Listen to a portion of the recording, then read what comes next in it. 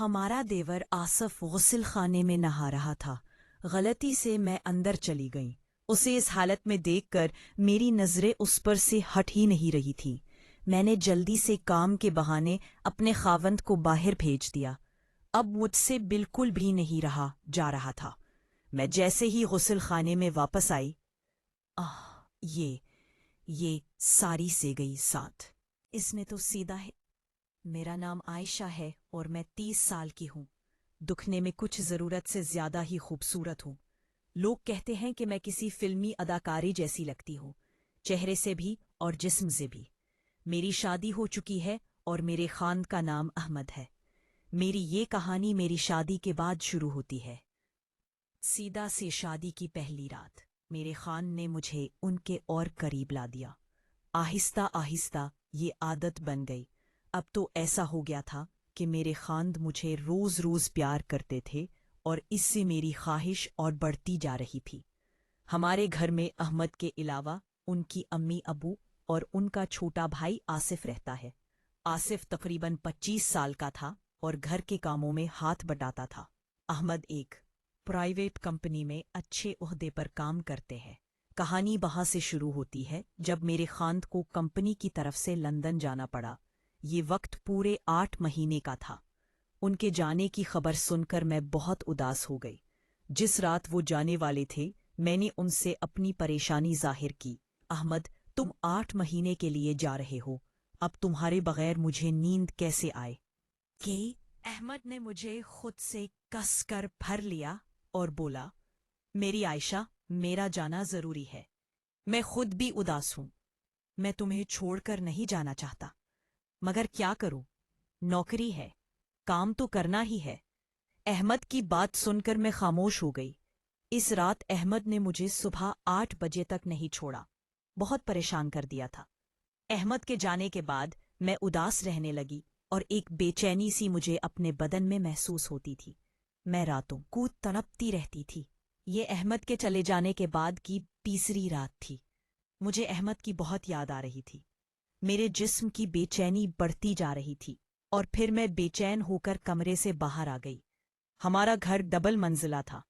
میرا کمرہ اوپر جبکہ ساس اور سسر کا کمرہ نیچے تھا۔ میں نیچے آ گئی۔ پھر جب میں اپنی ساس اور سسر کے کمرے کے پاس سے گزر رہی تھی تو مجھے اندر سے ہلکی ہلکی آوازیں آ رہی تھی۔ میں نے اندر جھانکنے کی کوشش کی، بہت کوشش کی، مگر سب کچھ اندر سے بند تھا، بس آوازیں ہی آ رہی تھی۔ مجھے معلوم تھا کہ اندر کیا چل رہا ہے۔ مجھے بہت دیکھنے کا دل کر رہا تھا۔ نہ جانے کیوں پر میں سٹور روم سے ایک اسٹول لا کر اوپر والی چھوٹی کھڑکی سے دیکھنے کے بارے میں سوچ رہی تھی، پر شاید اس سے کام نہ بننے والا تھا۔ میں وہیں سے کم 10 منٹ تک ان کی آوازیں سنتی رہی۔ میری بے چینی بڑھ رہی تھی، میرا گلا سوکھ رہا تھا اور میں باورچی خانے میں پانی پینے کے لیے جانے لگی۔ باورچی خانے میں آتے ہی میری نظر میرے دیور آصف پر پڑی۔ وہ باورچی خانے میں ہی سو جاتا تھا۔ مضبوط جسم اور گٹھیلا بدن دیکھ کر نہ جانے کیوں میں اسے سوتے ہوئی گھورنے لگی۔ میں نے پہلے کبھی آصف کو اس نظر سے نہیں دیکھا تھا۔ اس کی لنگوٹ تھوڑی سرکی ہوئی تھی اور آرائیں صاف صاف دکھائی دے رہی تھیں۔ میں کچھ دیر اسے گھورتی رہی اور پھر واپس اپنے کمرے میں آ گئی۔ میرا ذرا بھی دل نہیں لگ رہا تھا۔ یہ میرے خاوند کے بغیر پہلی رات تھی اور میں سوچ رہی تھی کہ نہ جانے باقی کے دن کیسے کٹیں گے۔ ایسے سوچتے سوچتے کب نیند لگ گئی پتہ ہی نہیں چلا۔ صبح ہو چکی تھی۔ اب میں باورچی خانے میں اپنے کام میں لگی تھی، تبھی آصف آیا اور بولا، بھابھی آج کھانے میں کیا بنانا ہے؟ میں نے جواب دیا، ساسو اماں سے پوچھ لو، اور وہ ان سے پوچھنے کے لیے چلا گیا۔ آصف ہٹا کٹا لڑکا تھا، دکھنے میں سانولا تھا، لیکن اس کی قد و قامت بہت مضبوط تھی۔ اگلے دن میں صبح اٹھی اور ایسے ہی باہر ٹہل رہی تھی کہ تبھی آصف دکھائی دیا جو نہانے کے لیے جا رہا تھا۔ ہمارے گھر کے باہر ہی ایک غسل خانہ تھا اور وہ اسی میں نہاتا تھا۔ جیسے ہی وہ غسل خانے میں گیا، اس نے دروازہ ہلکا سا بند کیا اور نہانے لگا۔ دروازے میں کنڈی نہیں تھی۔ میں وہیں آس پاس ٹہلتی رہی اور آصف کے باہر آنے کا انتظار کرنے لگی۔ تھوڑی دیر بعد वो नहाकर बाहर आ गया और उसने मुझे देख लिया। उसने कहा, भाभी, आप तो आज बड़ी जल्दी उठ गई। मैंने जवाब दिया, हाँ, थोड़ा टहल रही थी। वो सिर्फ अपनी लंगोट में था और ऊपर कुछ भी नहीं पहना था। वो सुबह की धूप में खड़ा होकर अपने बाल सुखाने लगा।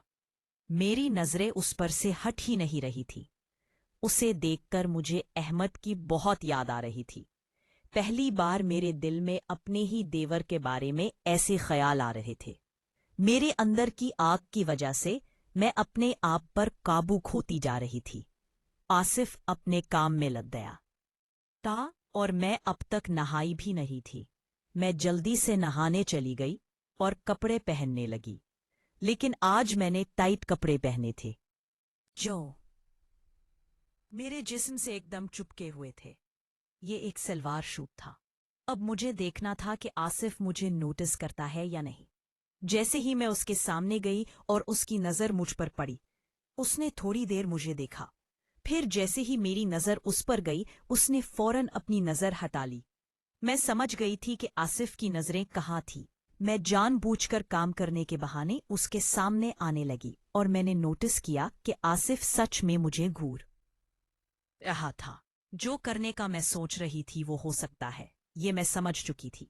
इसलिए मैं जानबूझकर उसे उकसाने लगी। शायद वो भी समझ रहा था कि मैं क्या चाहती हूँ। ये सिलसिला ऐसे ही कुछ दिनों तक चलता रहा। मैं रोज जल्दी उठकर